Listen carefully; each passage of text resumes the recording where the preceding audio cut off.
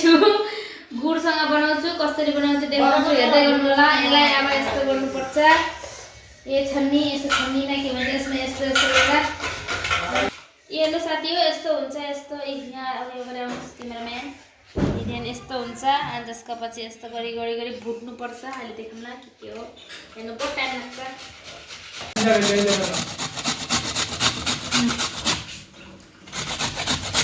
मगदार हाल्नुपर्छ पानी हाल्नुपर्छ गुड अब यो उम्लिन्छ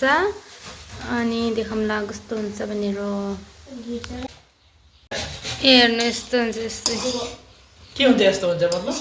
ए अब एकछिन पछि रेल रेल निस्किन्छ अहिले उम्लिँदैछ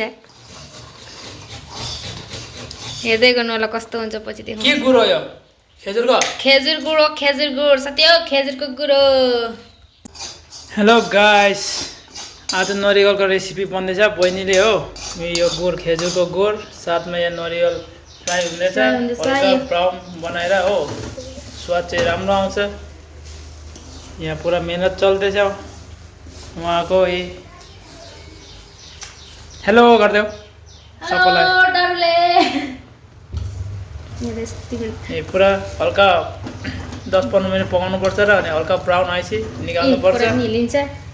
गाइस हाम्रो यहाँको कराई त कस्तो छ यो गुडमा धेरै हल्का हिट धेरै भयो हल्का कम गर्दा फ्लेम गुड यस्तो अब एकछिन पछि हेर्नु होला अहिले यस्तो पानी पानी छ पछि अहिले तपाईँलाई फाइनल रेसिपी देखाउँछ उसले अहिले पुरा फ्राई गर्दैछ र ए हेर्नुहोस् ए बिचमा चुठाउनु गर्दैछन् होइन हात पोलो अनि मुखमा हाल्ने हो पानीमा होइन ए पुरा यहाँ भाडा पर्छ यतिखेर आएको छ हेर कतिको मेहनत गर्दैछ उसले एउटा नरिवलको लड्डु बनाउनुलाई ल अब एकछिनमा आउँदैछ भिडियो यो पनि भइसक्यो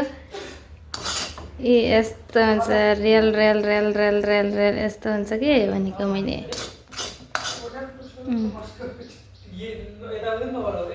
यस्तो भएपछि लड्डु बनाउन सजिलो हुन्छ क्या गम गम गम भएपछि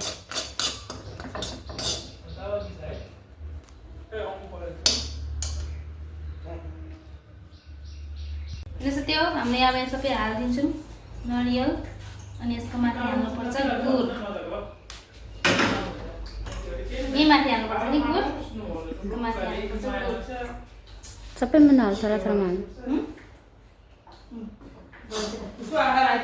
यस्तो हो नि यति दुर्गम नदेखान